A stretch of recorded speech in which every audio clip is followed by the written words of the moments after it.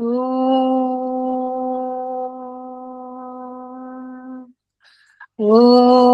భూర్భువస్వః తత్సవితుర్వరేణ్యం భర్గో దేవస్య ధీమహి ధియో యో నః ప్రచోదయాత్. ఓం హసతో మా సద్గమయ తమసో మా జ్యోతిర్గమయ మృత్యోర్మా అమృతం గమయ. ఓం సహనా భవతు సహనౌ భునక్తు సహ వీర్యం కరవావహై తేజస్వినావధీతమస్తు మా విద్విషావహై. ఓం శాంతి శాంతి శాంతి. నమస్తే అమ్మ, అందరికీ నమస్తే. నమస్తే మాతాజీ. నమస్తే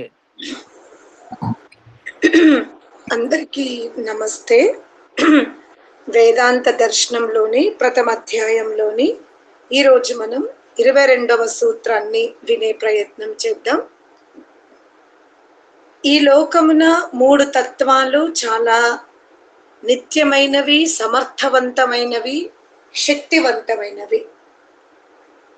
ప్రతిసారి ఆ పదాలని మనం చర్చించుకుంటున్నాం, ధారణ చేసుకుంటున్నామంటే మనకు అవి ఎల్లప్పుడూ గుర్తుకుండాలి, జ్ఞప్తిలో ఉండాలి.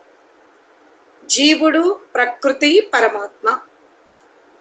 జీవుడు ధరించిన సమస్త శరీర అవయవాలు, ఆ అవయవాలతో పాటు ఆధారముతో ఉన్న ఈ కార్యరూప జగత్తు, ఇదంతా కూడా ప్రకృతి అనబడుతుంది. ఈ ప్రకృతి అంతా కూడా మూల రూపములో అణువణువుగా ఉంది. దానిని పరమాత్ముడు విస్తరింపజేశాడు. అందుకనే పరమాత్ముని మనం ఆకాశ అంటాం. ఈ ఆకాశ అనే పదమును ఇంకెక్కడ వింటారు మీరు? పరమాత్ముని ఆకాశము అంటాము. ఈ ఆకాశము అనే పదమును మీరు ఇంకెక్కడ వింటారు? పంచభూతాల యందు కూడా ఆకాశం అనే పదం వస్తుంది. ఇప్పుడు గుర్తుపెట్టుకోండి, ఆకాశము అంటే పరమాత్ముడు, ఆకాశం అంటే పంచభూతాలలోని ఒక భూతము యొక్క నామము. అర్థమైందా? సరే, ఇప్పుడు ఆకాశస్థల్లింగాత్ వేదాంత దర్శనములో 22వ సూత్రములో ఆకాశాత్ తత్లింగాత్ అంటాడు. ఆకాశము నుండి ఈ సమస్త పదార్థముల యొక్క వికాసం జరిగింది అన్నాడు. కానీ కొంతమంది ఆకాశము అంటే ఏం తీసుకుంటారు? అందరూ కాదు, ఒక వర్గం వారు ఆకాశము అంటే పంచభూతాలలోని ఆకాశమును తీసుకుంటారు. తీసుకొని మనం ఆకాశాత్ వాయువు ప్రభవన్, ఆకాశము నుండి వాయువు, వాయువు నుండి అగ్ని, అగ్ని నుండి జలం, జలము నుండి పృథివీ, పృథివీ నుండి అన్నాదులు, అన్నాదుల నుండి రేతస్సు, రేతస్సు నుండి వీర్యము, వీర్యము నుండి వివిధ శరీరాలు. అర్థమైందా? ఈ విధంగా వర్ణించుకుంటూ వెళ్తారు. అంటే శరీరం ఏర్పడడానికి వీర్యం కారణమైంది, వీర్యమునకు రేతస్సు కారణమైంది, రేతస్సు అన్నాదులు, అన్నాదులకు కారణం పృథివీ, పృథివికి కారణం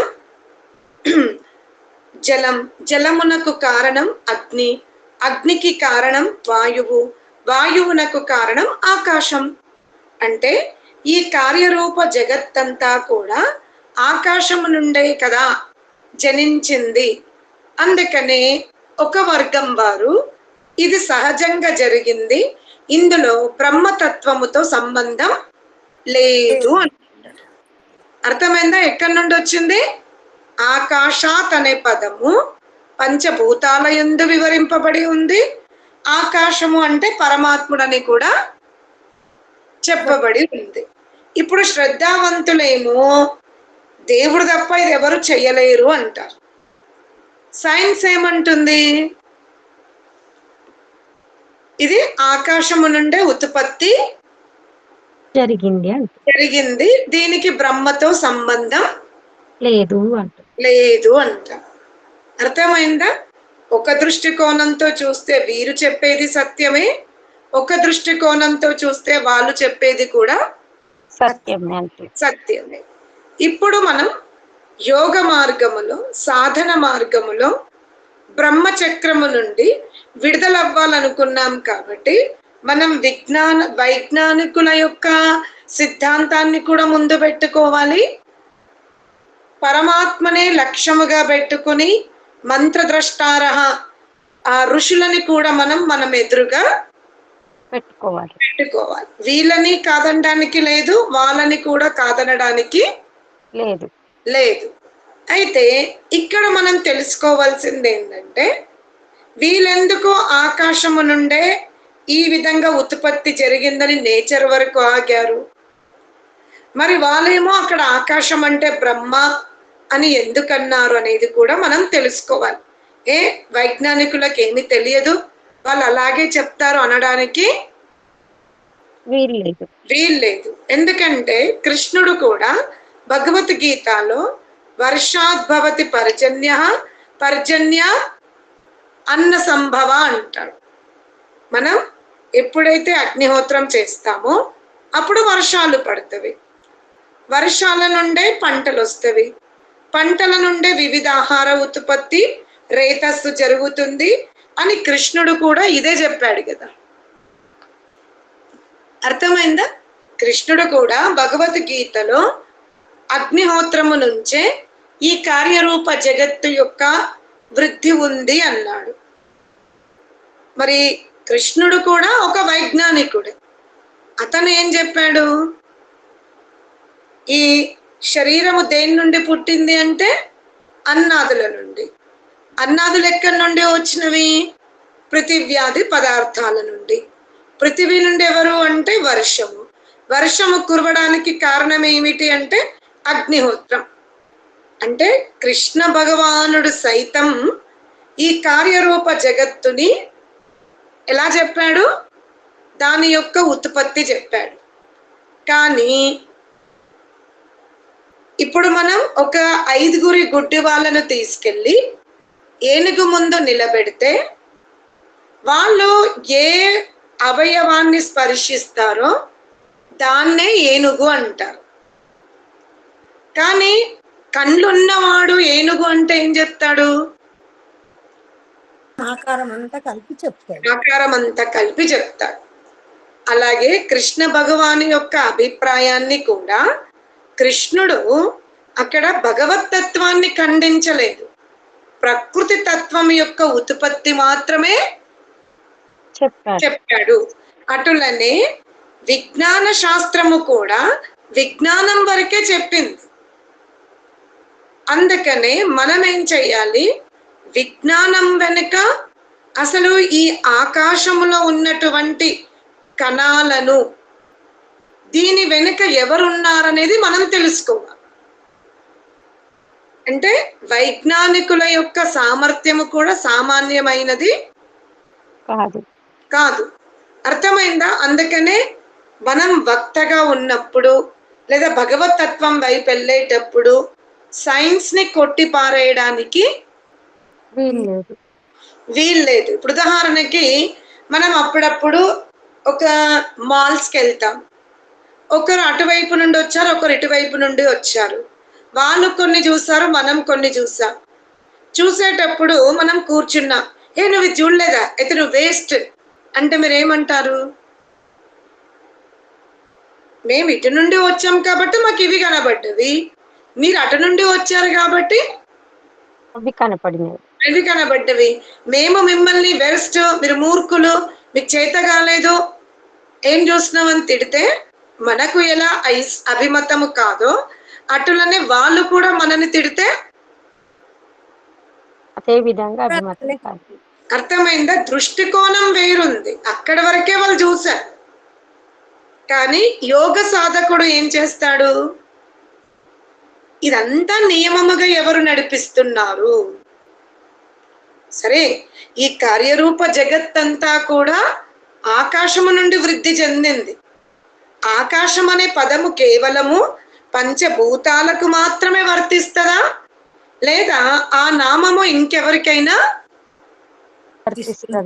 వర్తిస్తుందా అని మనం ఆలోచించాలి. అక్కడ విమర్శించుకుంటూ వెళ్ళకూడదు, కూర్చోకూడదు. అర్థమైందా? అందుకని తైత్తరీయకారుడు ఏమంటాడు అంటే, సరే నువ్వు చెబుతున్నది తస్మాద్వా ఏతస్మాత్ ఆత్మనః ఆకాశః, ఆకాశః సంభూతః, ఆకాశాద్ వాయుః, వాయుః అగ్ని, అగ్నేరాపః, అద్భ్యః పృథివీ, పృథివ్యాం ఓషధయః, ఓషధయో అన్నం, అన్నం రేతః, రేతసా పురుషాను వేదైతే అంటున్నావో అక్కడ పంచభూతాల యొక్క ఆకాశం అంటే కార్యరూప జగత్తుని వర్ణించాల్సి వచ్చినప్పుడు నువ్వు ఆకాశం అనే పదం తీసుకుంటే మాకు ఎటువంటి అబ్జెక్షన్ లేదు. కేవలం కార్యరూప జగత్తుని మీరు వివరించాలి అనుకుంటే అక్కడ ఆకాశం అంటే పంచభూతాలలోని ఒక తత్వమే. కానీ ఎప్పుడైతే మనము జీవాత్మ యొక్క కర్మ ఫలాలను తీసుకుంటాము, జీవాత్మకు ప్రసాదిస్తున్నటువంటి వివిధ యోనులను తీసుకుంటాము, కార్యరూప జగత్తు వరకు ఆకాశం వరకు సరి అయినదే, ధర్మమైనదే, అది అసత్యం కాదు. కానీ ఈ సృష్టిలో ఆకాశం తర్వాత ఇంకెవ్వరు లేరా? జీవుడు ఉన్నాడు కదా. అర్థమైందా? జీవుడు ఉన్నాడు. జీవుడు తర్వాత ఇంకెవరున్నారు అక్కడ? పరమాత్ముడు ఉన్నాడు. పరమాత్ముడు ఉన్నాడు. అంటే వాళ్ళ శ్రమ, వాళ్ళ దృష్టికోణము కార్యరూప జగత్తు వరకే వెళ్ళింది. ఇప్పుడు మనం ఏం చేస్తున్నాము? ఈ కార్యరూప జగత్తులో ఇప్పుడు పురుషుడు అన్నారు. అక్కడ పురుషుడు అంటే జీవాత్మ ధరించుకొని ఉన్న శరీరమే. అర్థమైందా? రేతస్సు నుండి వీర్యం, వీర్యము నుండి పురుష అంటే అక్కడ మనం ఏం తీసుకోవాలి? శరీరాలు. కేవలం శరీరాలే ఉన్నాయా ఈ జగత్తున? ఈ జగత్తున వృక్షాలు, లతలు, వనస్పతులు, వివిధ శరీరాలే ఉన్నాయా? అంతకంటే మించిన ఇంకొక పదార్థం లేదా? ఉంది, ఉంది, ఉంది. అదేముంది అంటే ఆత్మ అన్నాం. అర్థమైందా? వివిధ శరీరాలను చూసిన తర్వాత ఆ శరీరాదుల యందు ఉన్నటువంటి ఏదైతే ఉనికి ఉందో, చైతన్యం ఉందో, దానిని మనం ఏమని పిలుస్తున్నాము? ఆత్మ అంటున్నాం. ఇప్పుడు మనం ఆత్మని తీసుకుందాం. ఈ ఆత్మ నుండి వివిధ శరీరాలు పుట్టలేదు. ఓకే, సత్యం, దాన్ని ఎవరు కాదనడానికి లేదు.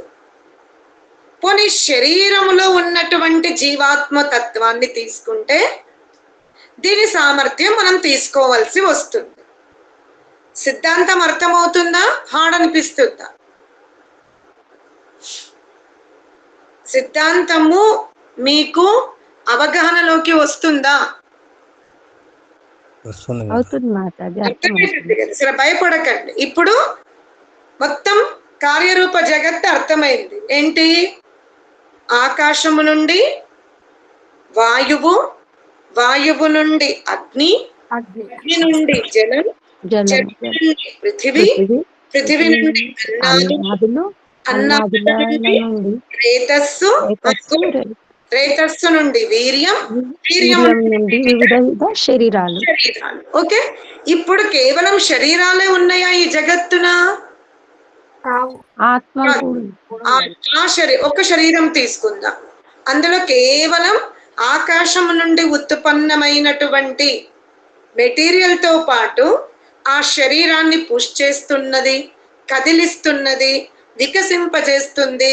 అక్కడ ఏదో ఒక తత్వం ఉంది. కాబట్టి ఆ తత్వంలో కూడా ఏమనబడుతుందో అని మనం తెలుసుకుంటే దాన్ని మనం ఏమన్నాము? ఆత్మ అన్నాం. అర్థమైందా? మరి ఇప్పుడు ఆత్మ కెపాసిటీ కూడా తెలుసుకోవాలి. శరీరం యొక్క ఉత్పత్తి తెలుసుకున్నాము, ఇప్పుడు ఆత్మ గురించి తెలుసుకోవాలి. ఆత్మనే మనం ప్రశ్నోపనిషత్తులో కూడా విన్నాం ఈ సిద్ధాంతాన్ని. ఆత్మ కేన ప్రేషితం, ఈ ఆత్మ ఈ శరీరంలోకి స్వయముగా వచ్చిందా? పరమాత్ముడే. ఇప్పుడు పరమాత్మని వరకు వద్దు, నిదానంగా వెళ్దాం. ఈ శరీరంలోకి ఆత్మ స్వయముగా వచ్చిందా, రాలేదా? సమాధానం రాలేదు, స్వయంగా రాలేదు. రాలేదు. శరీరములోకి ఆత్మ స్వయముగా రాలేదు. రాలేదు. ఎందుకంటే శరీరాలను తీసుకుందాం. కొన్ని శరీరాలు ఎలా ఉన్నవి? చాలా సుఖాన్నిచ్చే స్థితిలో ఉన్నవి. కొన్ని శరీరాలు ఎలా ఉన్నవి? కురూపముతో ఉన్నవి. కొన్ని శరీరాలు ఎలా ఉన్నవి? పాకుతూ జీవించాలి. కొన్ని శరీరాలు ఆకాశంలో ఎగురుతూనే ఉండాలి. ఇప్పుడు జీవుడు, ఒకవేళ జీవునికే ఈ సామర్థ్యం ఉంటే జీవుడు ఏ శరీరంలోకి వెళ్ళడానికి ఇష్టపడతాడు?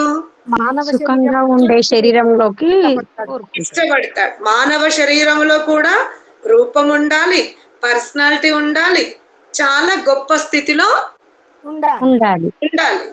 అంటే జీవుని నుంచి చూస్తే ఈ శరీరాదుల యందు జీవుడు స్వయముగా ప్రవేశించినట్టుగా లేదు.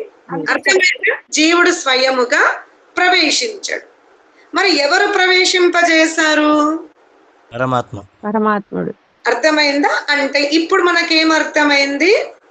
ఆకాశము నుండి ఉత్పత్తి జరిగినటువంటి ఈ వివిధ శరీరాదుల యందు జీవాత్మ వలనే ఉనికి ఉన్నప్పటికీ జీవుడు స్వయముగా అందులో ప్రవేశించడానికి లేదు.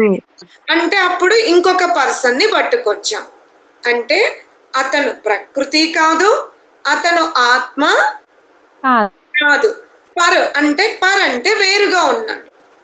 వేరు, ఆత్మ కంటే వేరైన వాడే, ప్రకృతి కంటే వేరైన వాడే పరం ఆత్మ.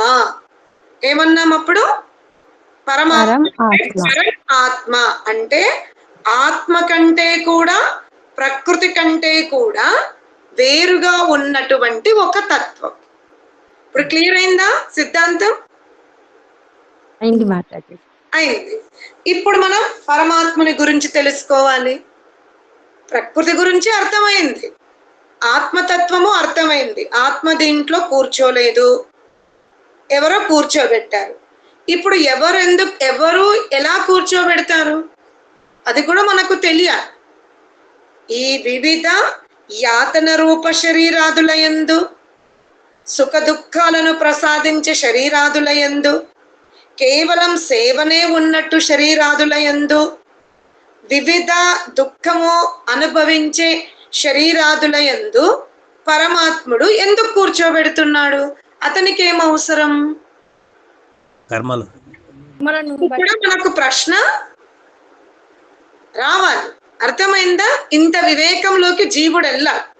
మాతాజీ మాకు తెలుసు అని మీరు అనుకుంటే, నేను తెలియదు అని చెప్పట్లే, మరి తెలుసు అన్నప్పుడు కర్మఫలాలు అని మీకు తెలిస్తే, ఈ సిద్ధాంతాన్ని మీరు విశ్వసిస్తే, ఈ సిద్ధాంతాన్ని మీరు ఆత్మ నుండి తీసుకుంటే, లోకములో అనుకూల పరిస్థితుల యందు ప్రతికూల పరిస్థితి యందు ఎందుకు జంకుతున్నాం మనం? అంటే మనకు తెలిసి తెలియనట్టుగా ఉండడం వల్ల. అర్థమైందా? ఏంటి, కొన్నిసార్లు ఏమో నేను మంచి కర్మలు చేసిన కాబట్టి నాకు ఇంత ఐశ్వర్యం ఉంది అంటాం. అంటే అప్పుడు మనకేం తెలుసు? నేనే కర్మలు చేసిన. కానీ ఎప్పుడైతే అదే శరీరము ద్వారా చాలా ప్రతికూల స్థితిని చూసామనుకో, అప్పుడేమంటాము? ఎవరిని పెడుతున్నాం? భగవంతుని నిందిస్తాం. భగవంతుని నిందిస్తాం. అర్థమైందా? ఋషులు ఏంటంటే మనలో ఉన్నటువంటి తుప్పు పట్టిన అజ్ఞానాన్ని అంతా తొలగించాలి అంటే ఈ ప్రాసెస్ లో చెప్తున్నాడు. అర్థమైందా? మనము సుఖస్థితి అందేమో నా కర్మ ఫలాలు అంటాం. ఇప్పుడు ధనికులం అయ్యామనుకో, మాకేమైనా పుణ్యానికి వచ్చిందా? మేము రాత్రింబవలు కష్టపడితేనే ఈరోజు ఈ స్థితిలో ఉన్నాము అంటాం. అంటే సుఖస్థితినేమో అక్కడ ఎవరికి ఇంపార్టెంట్ ఇస్తున్నాం? మనకి దుఃఖ స్థితి ఇచ్చినప్పుడు ఈశ్వరుని నిందిస్తాం, పరమాత్మునికి ఇస్తాం. ఇప్పుడు జీవుడు బ్రహ్మ వైపు వెళ్ళాలి అంటే ఈ రెండు స్థితుల యందు జీవుడు ఉండకూడదు. సుఖము కూడా అతను జడ్జిమెంట్ చెయ్యలే, దుఃఖానికి కూడా అతనికి జడ్జిమెంట్ చేసే శక్తి లేదు. న్యాయ నిర్ణేత ఎవరున్నారు అక్కడ? పరమాత్ముడే. పరమాత్ముడు ఉన్నాడు. ఇప్పుడు విజయమ్మకేమో, ఇప్పుడు మీరు శంకరయ్య గారికే మీరు ఇద్దరు పుట్టారు కదా. ఇప్పుడు విజయమ్మకి ఒక ప్రభుత్వ ఉద్యోగం భర్త దొరకడం, అరుణమ్మ గారికి శ్రమతో కూడుకున్న ప్రైవేటు భర్త దొరకడం అంటే మీ నాన్నకి పార్షాలిటీ ఉందా అక్కడ? లేదు మాతాజీ, లేదు. అలాగే పరమాత్ముడు కూడా ఏ జీవాత్మ పట్ల ఎటువంటి పక్షపాతము ఉండదు. ఎలా ఒక తల్లిదండ్రులకి ఒకే గోత్రములో పుట్టినటువంటి ఈ వారసత్వములోనే వివిధ జీవనము కనబడుతుందో, కానీ ఎటువంటి సౌభాగ్యాలున్నా ఎటువంటి దౌర్భాగ్యాలున్నా తల్లిదండ్రులు మాత్రం ప్రేమించడం ఆపరు కదా. ఇప్పుడు ఒక ధనికురాలు కూతురుంది, ఆ ధనికురాలు కూతుర్ని పట్టుకొని తండ్రి ఆ కూతుర్నే ప్రేమించడు. సౌకర్యాలు లేని బిడ్డ పట్లనే తండ్రికి ఎక్కువ ప్రేమ ఉంటుంది. ఇంకా కొన్నిసార్లు నువ్వు కొంచెం దానికి ఇస్తే ఏమైతుంది, ఓర్చుకుంటే ఏమైతుంది అని అంటాడు. ఇది నా ఐశ్వర్యము, నువ్వు మాత్రం నువ్వెంత ఇవ్వాలో అంత కరెక్ట్గా ఇవ్వు, నాకు తక్కువ ఇస్తే నేను ఒప్పుకోను అంటాం. ఇదే సిద్ధాంతం పరమాత్ముని దృష్టిలో ఉంది. పరమాత్ముడు కూడా జిల్ల పురుగు శరీరంలో ఉన్నా సరే, క్రిమి కీటకాది శరీరాదుల యందు ఉన్నా సరే, ఐశ్వర్యముతో కూడుకున్న శరీరాదుల యందు ఉన్నా సరే, పరమాత్మునికి జీవుని పట్ల అంతే ప్రేమ ఉంటుంది. కాకపోతే ఏ జీవుడైతే అత్యధిక సామర్థ్యముతో వ్యవహరిస్తాడో, అత్యధికంగా ప్రీతియుక్త ధర్మాచరణ చేస్తాడో, ఆ జీవుణ్ణి పరమాత్ముడు ప్రేమ విషయములో కాదు స్థితిలో మాత్రమే మార్పు జరుగుతుంది. అర్థమైందా? ఈ జీవుణ్ణి బాగా ప్రేమిస్తాడు, ఓకే నాకు ఇంత లావు బంగారం బట్టాలము కిరీటం చేపించినందుకు ఇతనికేమో ఎక్కువ వరాలు ఇవ్వడం, అసలు నాకు పువ్వులు తెంపడానికి కూడా చేతులు లేవు, నీ కొండెక్కడానికి నాకు కాళ్ళు లేవు, నేను ఉన్న చోటుని నీ నామస్మరణ చేస్తాను నా భక్తుడికేమో నీవు నాకేమి సమర్పించలేదని ఆ భక్తుని పట్ల పరమాత్ముడు ప్రేమగా ఉండకుండా ఉండడు. ప్రేమను మాత్రం అందరికీ సమానంగానే పంచిస్తాడు.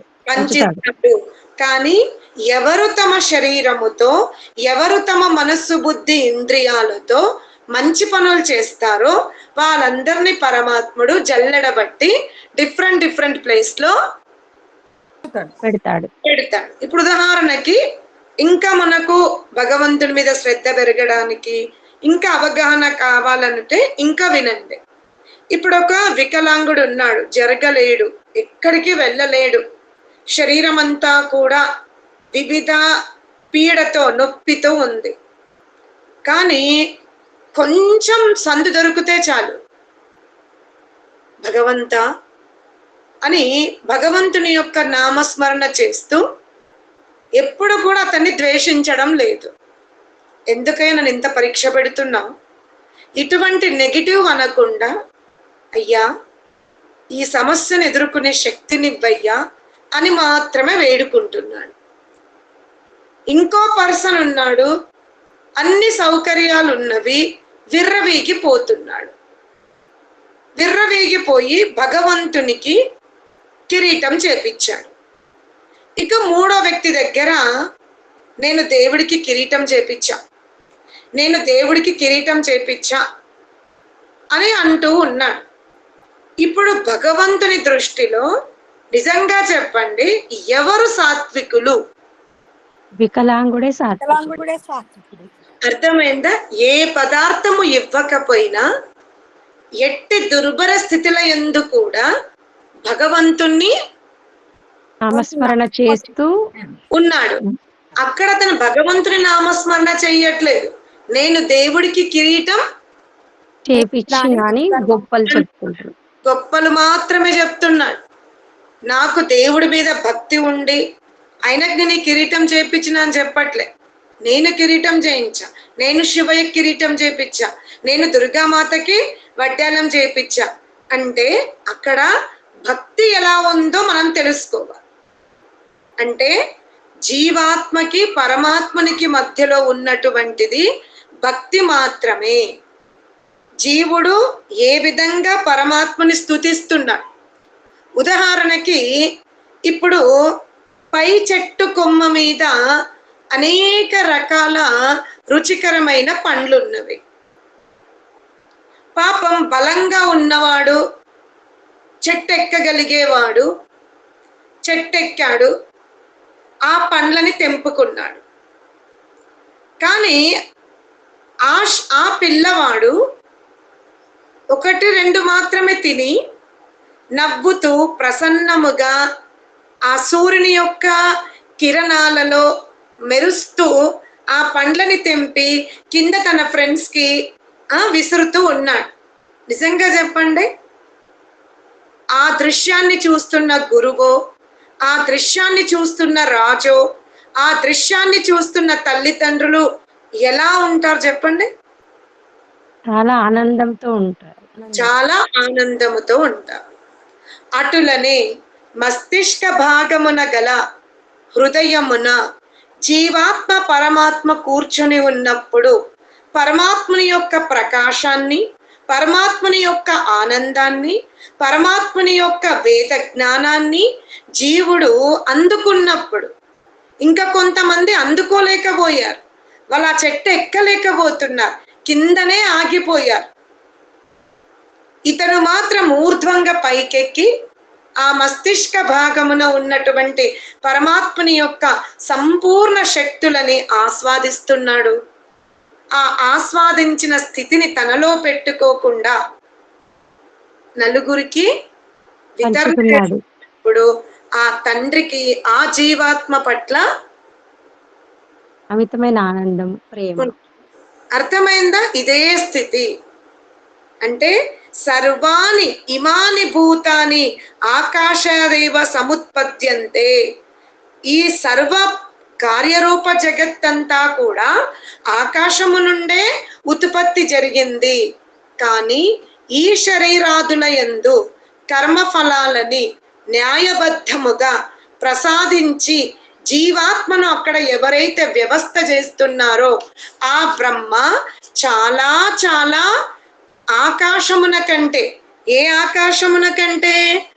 పంచభూతాల యందు ఉన్నటువంటి ఆకాశమున కంటే కూడా కర్మఫలాలను ప్రసాదింపజేస్తున్నటువంటి ఆ పరమాత్ముడనే ఆకాశమే ఈ ఆకాశము కంటే ఎక్కువ విస్తరింపబడి ఉంది. కాబట్టే అతను ఆకాశము నుండి ఉత్పత్తి అయినటువంటి శరీరాదుల యందు ఈ జీవాత్మని కూర్చోబెట్టగలుగుతున్నాడు. కాబట్టి ప్రతి చోట ఆకాశము అంటే పంచభూతాల యందు ఉన్నటువంటి ఆకాశ పదమే కాదు, అటులనే ప్రతి చోట బ్రహ్మనే తీసుకోవడానికి వీలు లేదు. కార్యరూప జగత్తు దేని నుండి పుట్టింది అంటే ఆకాశం. అక్కడ దేన్ని తీసుకోవాలి మనం? పంచభూతాలలోని ఆకాశమే తీసుకోవాలి. ఆత్మకు న్యాయబద్ధముగా ఫలములిచ్చే ఆకాశము అన్నప్పుడు బ్రహ్మను తీసుకోవాలి. అర్థమైందా? మంత్రద్రష్టులైన ఋషుల మాట సత్యమే, వైజ్ఞానికులైనటువంటి వైజ్ఞానికుల మాట కూడా సత్యమే. సత్యమే. అర్థమైందా? కార్యరూప జగత్తున పంచభూతాల యందు ఆకాశమును తీసుకోవాలి. జీవాత్మకు సంబంధించి వచ్చినప్పుడు ఆకాశము అంటే పరమాత్ముని తీసుకోవాలి. పరమాత్మని తీసుకోవాలి. సరేనా? ఓం శాంతి శాంతి శాంతి.